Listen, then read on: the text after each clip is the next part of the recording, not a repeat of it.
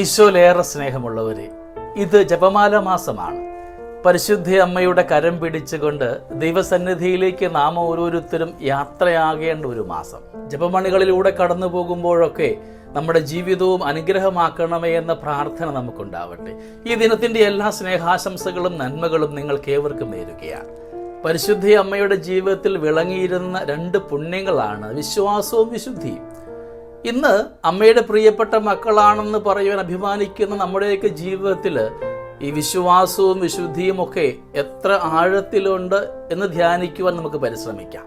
അനുദിന ജീവിതത്തിൽ സങ്കടങ്ങളും സഹനങ്ങളും ദുഃഖവും ഒക്കെ കടന്നു വരുമ്പോൾ നമ്മുടെ വിശ്വാസവും വിശുദ്ധിയും ഒക്കെ ഒരു ചോദ്യചിഹ്നമായിട്ട് മാറുന്നുണ്ടോ? സ്നേഹമുള്ളവരെ, പരിശുദ്ധ അമ്മയുടെ ജീവിതത്തിൽ ഉണ്ടായ സഹനങ്ങളൊക്കെ സങ്കീർത്തനമാക്കുവാനായിട്ട് അമ്മയ്ക്ക് സാധ്യമായി. കാരണം പരിശുദ്ധ അമ്മയ്ക്ക് അറിയാമായിരുന്നു എന്നെ വിളിച്ചവൻ വിശ്വസ്തനാണെന്ന്. നമ്മുടെയൊക്കെ അനുദിന ജീവിതത്തിൽ ഒരുപാട് സഹനങ്ങളും നൊമ്പരങ്ങളും ഒക്കെ ഉണ്ടാകുമ്പോൾ പരിശുദ്ധ അമ്മയുടെ ചാരെ അണയുവാനായിട്ട് നമുക്ക് സാധ്യമാകണം. കാനായിലെ വീട്ടിൽ സഹനമുണ്ടായപ്പോൾ, കണ്ണുനീരുണ്ടായപ്പോൾ, നാണക്കേടിന് കാരണമാകാമായിരുന്ന കാരണങ്ങളുണ്ടായപ്പോൾ അവിടെ പരിശുദ്ധ അമ്മയുടെ സാന്നിധ്യവും ഇടപെടലുമാണ് അവിടുത്തെ നാണക്കേടിനെ ഏറ്റവും ശ്രേഷ്ഠമായി വിരുന്നാക്കി മാറ്റിയത്.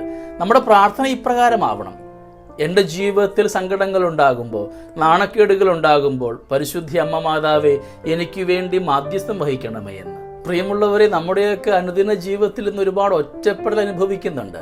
നമ്മുടെ ജീവിതത്തിന്റെ ഒറ്റപ്പെടലുകളെയൊക്കെ അമ്മയോട് ചേർത്ത് വയ്ക്കാം. കാരണം പരിശുദ്ധ അമ്മ ഈ ഒറ്റപ്പെടലിന്റെ നൊമ്പരവും ആഴവും ഒക്കെ ഏറെ അനുഭവിച്ചവളാണ്. അവിടെയും പരിശുദ്ധ അമ്മയ്ക്ക് പരാതിയും പരിഭവങ്ങളും ഒന്നുമില്ലായിരുന്നു. എൻ്റെ ജീവിതത്തിൽ പരാതികളും പരിഭവങ്ങളും ഒന്നുമില്ലാതെ ദൈവസന്നിധിയോട് ചേർന്നിരിക്കുവാൻ എന്നെ യോഗ്യയാക്കണമേ എന്നാവട്ടെ എന്നിൻ്റെ പ്രാർത്ഥന. സ്നേഹമുള്ളവരെ, ജപമാല സമർപ്പണമൊക്കെ ഒരു അനുഗ്രഹമാവണം. ഒരു ആഭരണമായി അലങ്കാരമായി ഉപയോഗിക്കാതെ എൻ്റെ ജീവിത സമസ്യകളെ ചെറുക്കുവാനുള്ള ആയുധമായി ജപമാല സ്വീകരിക്കുമ്പോഴാണ് ഇത് അനുഗ്രഹമായിട്ട് മാറുക. അനുദിന ജീവിതത്തിലെ സങ്കടങ്ങളെയൊക്കെ ജപമണികളോട് ചേർത്ത് വെച്ച് കൊടുത്തുകൊണ്ട് സ്വർഗത്തിലിരിക്കുന്ന പരിശുദ്ധ അമ്മയുടെ സാന്നിധ്യം അനുഭവിക്കുവാൻ പ്രാപ്തമാകത്തക്കവണ്ണമാവണം നമ്മുടെ ജപമാല സമർപ്പണമൊക്കെ.